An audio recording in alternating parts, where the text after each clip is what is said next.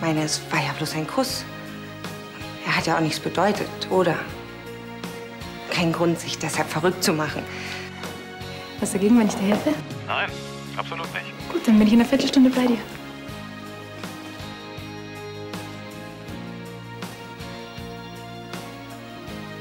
Luise, na, hattest du große Sehnsucht nach mir? Eduard.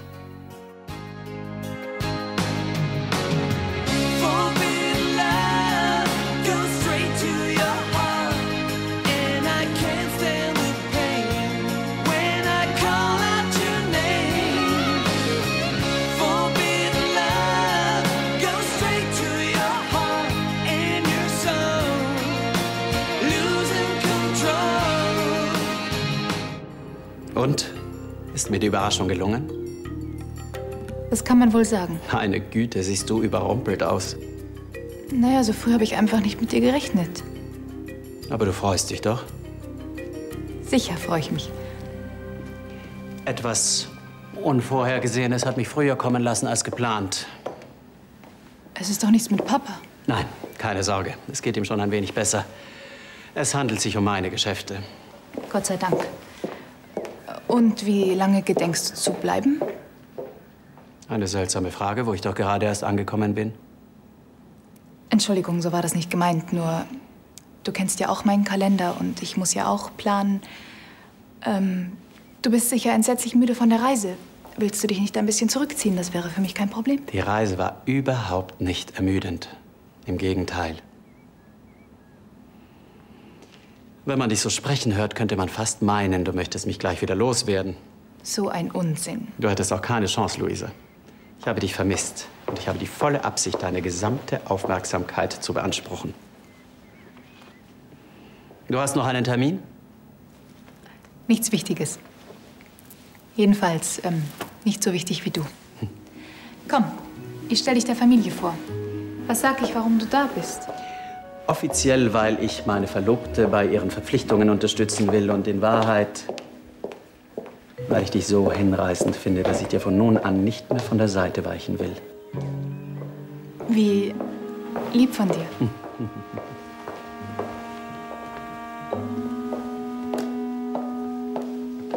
So, Mädels, nochmal das Gleiche für euch. Danke. Du musst mir auch die Daumen drücken, dass ich endlich einen neuen Job finde. Du bist doch kein Problem mit deinen Qualifikationen. Frauen wie wir lassen sich eben nicht so leicht unterkriegen. Sag mal, hast du dich eigentlich noch mal mit dieser Ilka getroffen? Die hat dir doch hinterher telefoniert. Ja, wir haben uns auch mal getroffen und danach hat sie auch gleich wieder angerufen. Und? Nichts und. Es war ganz nett, ein bisschen zu flirten, aber mehr auch nicht.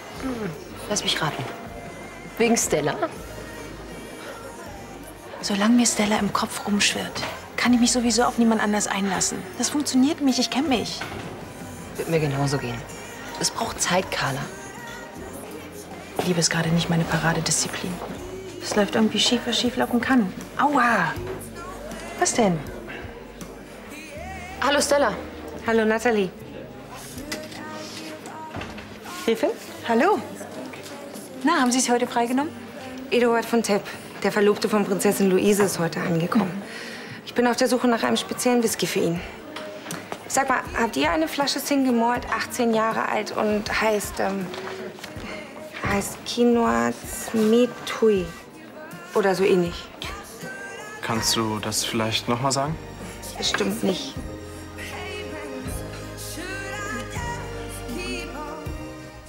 Könnten Sie das noch mal wiederholen? Sie haben ganz richtig gehört. Egal, was Ansgar Ihnen zahlt, wir zahlen Ihnen das Doppelte.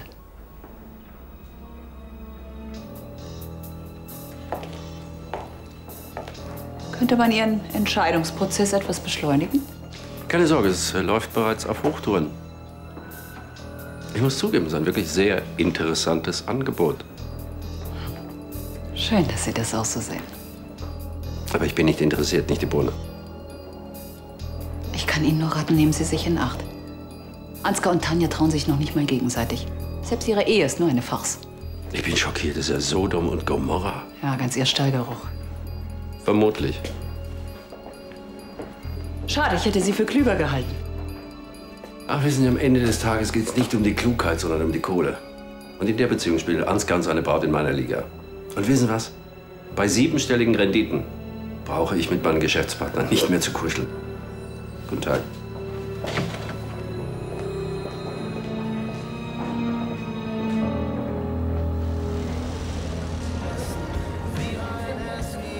Meinst du wirklich, dass sie nichts mitbekommen hat?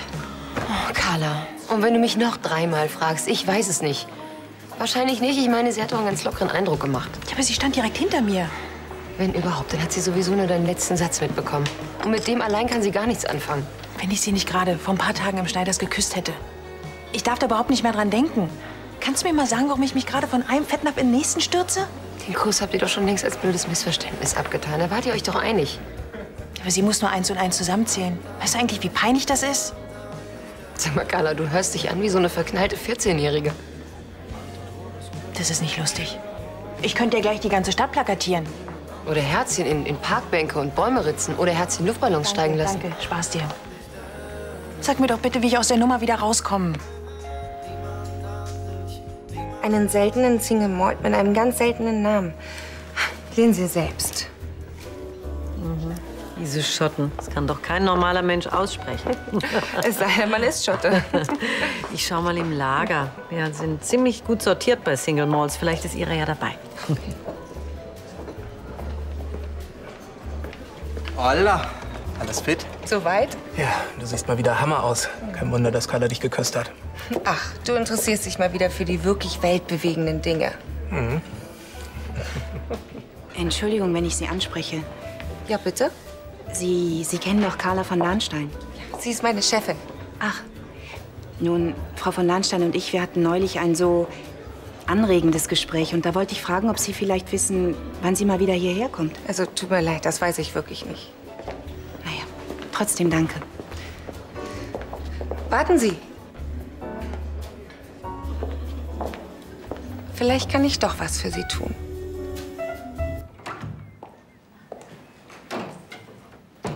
Darf ich vorstellen? Gräfin Elisabeth von Lahnstein, mein Verlobter Eduard von Tepp.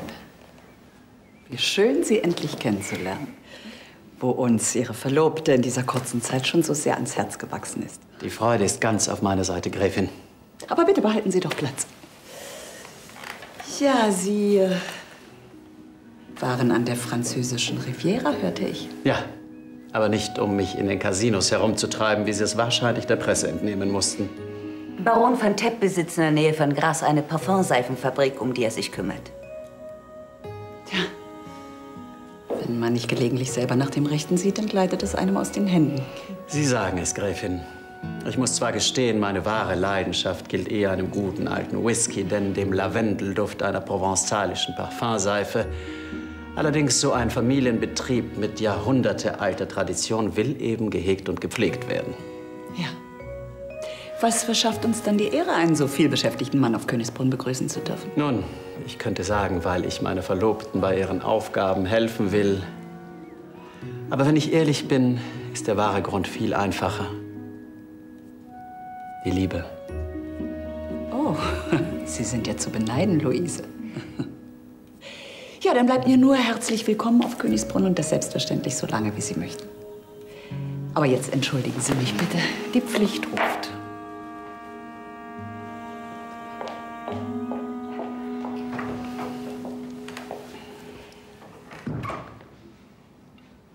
Baron von Tepp, ich würde Ihnen gerne einen Überblick über die Termine Ihrer Verlobten verschaffen. Sehr gerne. Dazu würde ich allerdings gerne noch eine Tasse Tee bestellen, wenn das möglich ist. Ja. Warten Sie. Ich wollte Justus ohnehin etwas fragen. Lieb von dir. Aber diesmal bitte mit 2 Scheiben Ingwer, ja? Eingelegt.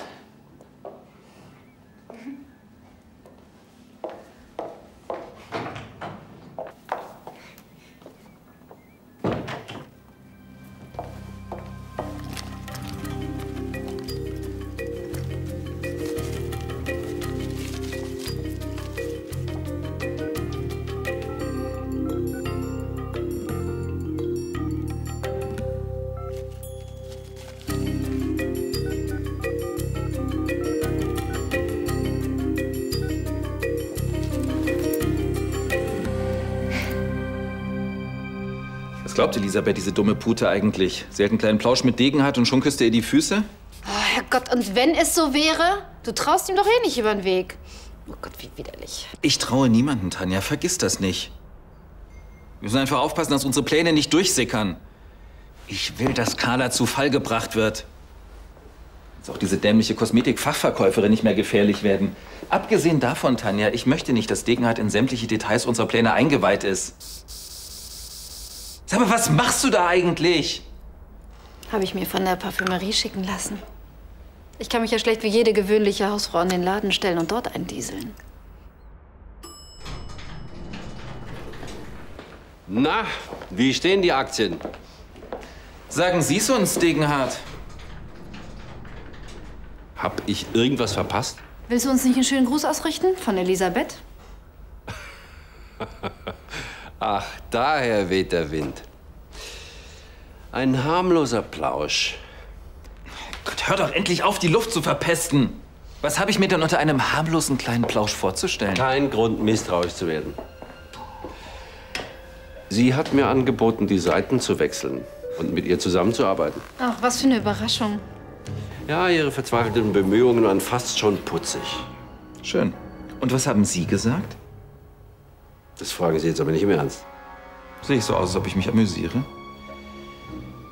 Ich bitte Sie, ich lasse mich doch nicht mit Dilettanten ein. Alles eine Frage des Preises, Adrian. Ja, ich bin für jedes lukrative Geschäft zu haben, aber nur mit den richtigen Partnern. Und Elisabeths Angebot kann gar nicht hoch genug sein, um mich zu ködern.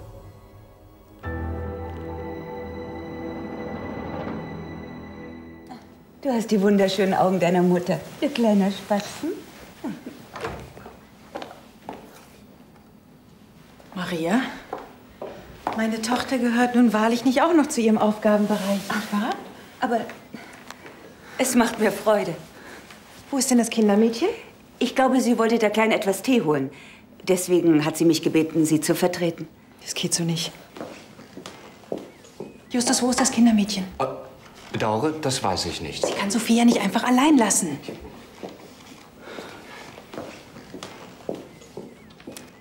Was gibt's? Ich soll Ihnen von Frau Mann ausrichten, dass Sie heute Abend im Schneiders erwartet werden. Hat sie gesagt, weshalb?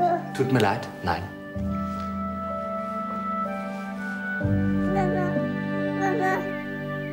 Der Empfang war hervorragend organisiert. Alle hier sind überaus zuvorkommend und nett.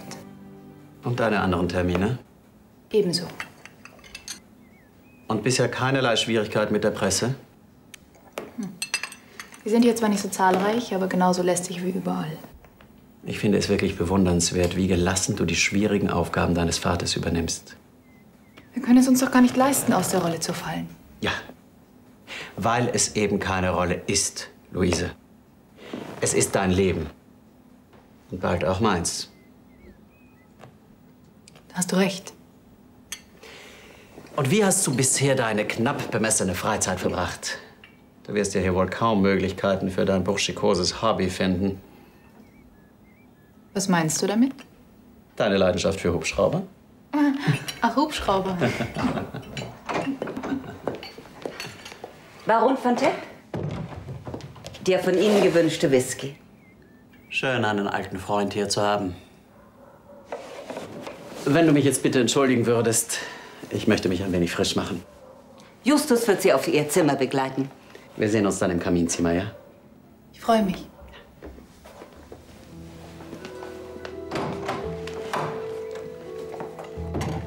Maria, Sie müssen mir versprechen, Eduard nicht von meinen Ausflügen in den Hangar zu berichten. Wieso sollte ich? Außerdem haben Sie sich doch entschlossen, diese Ausflüge zu beenden.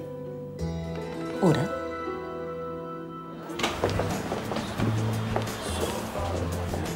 Hey, was machst du denn hier? Ich dachte, du kommst heute gar nicht mehr. Es ist was dazwischen gekommen und du kannst jetzt Pause machen. Husch, husch, bevor ich mir anders überlege. Wie großzügig. Ja. Was bist du doch für ein einfühlsamer und großzügiger Chef, Gregor. Du gibst dich eben mit den falschen Männern ab, Baby. Du entschuldigst mich. Natürlich. Carla. Natalie, ich muss dir ganz dringend was erzählen. Weißt du, wer mich zum Date gebeten hat? Keine Ahnung. Stella! Sie hat mir über Justus ausrichten lassen, dass sie mich heute Abend im Schneiders treffen will. Wie findest du das? Ja, das ist doch toll. Wer weiß, vielleicht habe ich mich ja geirrt und sie hat doch was mitbekommen. Ich platze vor Spannung. Ja, das würde ich auch an deiner Stelle. Weißt du, was ich hoffe? Dass es nicht so verkrampft wird. Wieso das denn? Naja, immerhin ist sie noch meine Angestellte. Jetzt mach dich doch nicht verrückt. Wenn Stella damit ein Problem hätte, dann würde sie sich doch gar nicht mit dir treffen. Ich hoffe. Carla, tu mir einen Gefallen. Schalt einfach mal den Kopf aus und genieß den Abend. Mach ich. Ja. Jetzt muss ich auflegen, weil meine Feuchtigkeitsmaske wartet auf mich. Ich muss mich duschen, ich muss die Haare waschen und das Outfit aussuchen. Ja, dann mal los. Und ich will hinterher detailliert informiert werden. Ja, natürlich. Du bist die Erste, die davon erfährt. Also, falls es was zu erfahren gibt. Gut. Tschüss.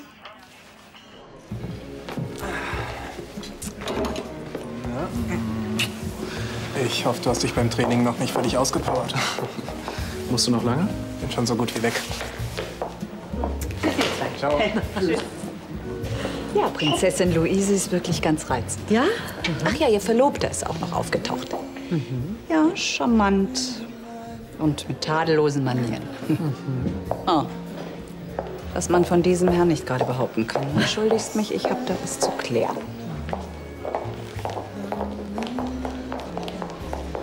Gräfin, klein ist die Welt. Wollen Sie nicht auf ein Gläschen zu mir setzen, auf einen Plausch unter alten Verbündeten? Schonen Sie mich mit Ihrem Hohn. Was kann ich für Sie tun? Ja, vielleicht mal einen kleinen Moment nachdenken. Helfen Sie mir auf die Sprünge? Zum Beispiel darüber, dass 2 Ihrer Kinder auf Königsbrunn ein Heim gefunden haben. Zur Erinnerung, Leonard und Konstantin heißen sie. Ah, Frau Gräfin werden persönlich. Genauso wie Ihre Ziehkinder, Rebecca und Sebastian. Ich weiß, wie die Kinder heißen. Glauben Sie, Ansgar wird sie verschonen, wenn er sein Ziel erreicht und die Macht übernommen hat? Er wird sie alle 4 vom Hof jagen. Und wenn er das nicht tut, dann wird Tanja das sehr gerne für ihn übernehmen. Sind das Ihre neuen Argumente, um mich auf Ihre Seite zu ziehen? Das ist enttäuschend. Selbstratten und Paviane kümmern sich um ihre Nachkommen. Ich bin weder das eine noch das andere, sondern ein Mensch mit einem freien Willen. Also verschonen Sie mich mit Ihrem Gewäsch.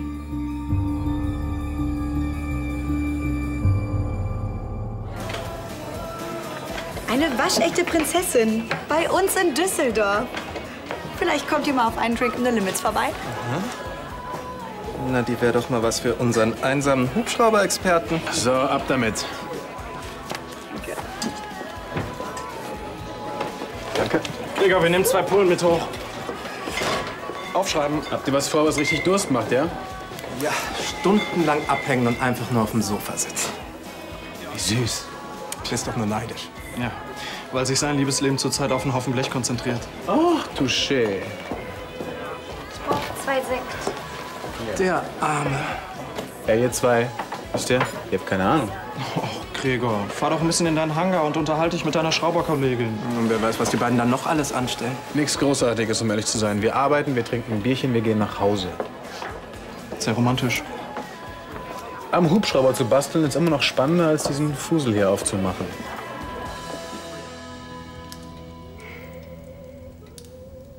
Schau dir diese Farbe an. Reines Bernstein.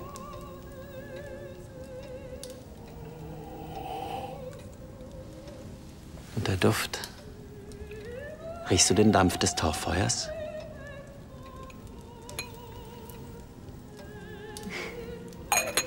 Es erinnert ein bisschen an...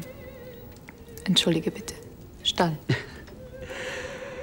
Der Flavor eines Single Malts, also sowohl der Duft als auch der Eigengeschmack, sind etwas für Kenner. Aber ich gebe zu, dieser hier kommt ein wenig wuchtig bis beißend daher. Fast hatte ich's vergessen. Ich wollte dir noch etwas zeigen. Hier bietet einer eine Tabatière von 1750 an.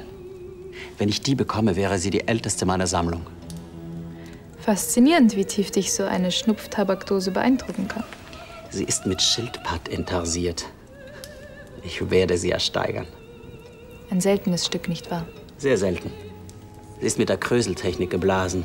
So etwas kann man industriell gar nicht herstellen.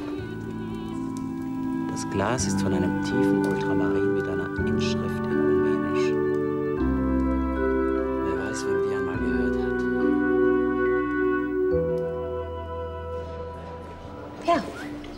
appelliere wirklich an Ihren Anstand. Ich war es, die Sie auf dem Schloss aufgenommen hat. Ich habe mich um Sie gekümmert, nachdem Ansgar Sie beinahe hätte verrecken lassen. Glauben Sie wirklich, er hat sich geändert? Bei erstbester Gelegenheit, da wird er Ihnen ein Messer in den Rücken jagen. Mein Gott, werden Sie jetzt noch melodramatisch? Mit Ansgar und Tanja einen Pakt einzugehen.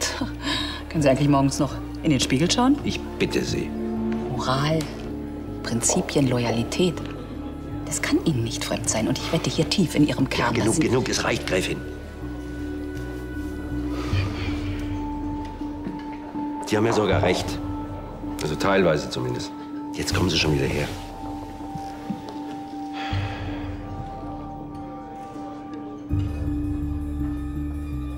Also gut, ich bin dabei. Unter einer Bedingung. Sie geben mir tatsächlich das Doppelte von dem, was Ansgar mir bietet.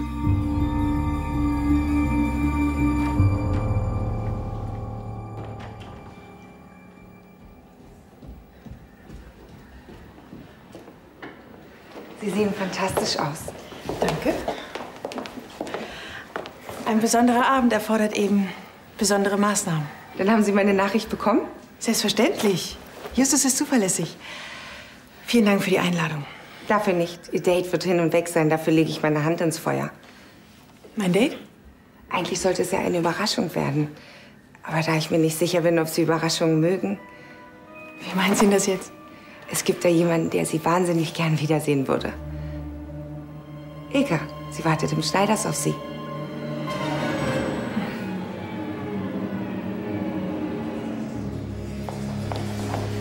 Einen schönen Feierabend wünsche ich Ihnen.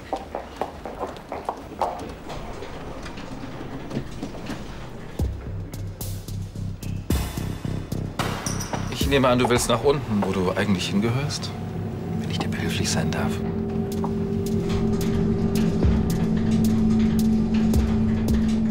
Ich wusste gar nicht, dass es noch Dinge gibt, die du selbst erledigst.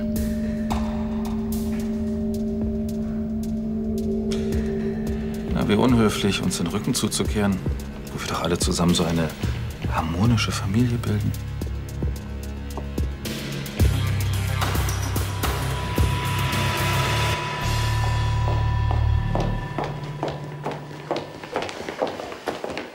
Entschuldigen Sie, habe ich was Falsches gesagt? Was fällt Ihnen eigentlich ein, sich so in mein Privatleben einzumischen? Es tut mir leid, dass ich Sie damit so überfallen habe. Aber ich dachte, Sie freuen sich darüber. Selbst wenn es so wäre. Sowas fällt nicht in Ihren Aufgabenbereich. Ist Ihnen eigentlich klar, für was Sie hier angestellt sind? Ich sehe ja ein, dass das keine besonders gute Idee war. Sie haben keine Ahnung vom professionellen Verhalten oder ein Gespür für die gesellschaftlichen Feinheiten, die in unseren Kreisen erforderlich sind. Ist das Ihr Ernst? Wenn Sie das wirklich so sehen, dann ist es das Beste, wenn wir unsere Zusammenarbeit beenden. Und zwar sofort.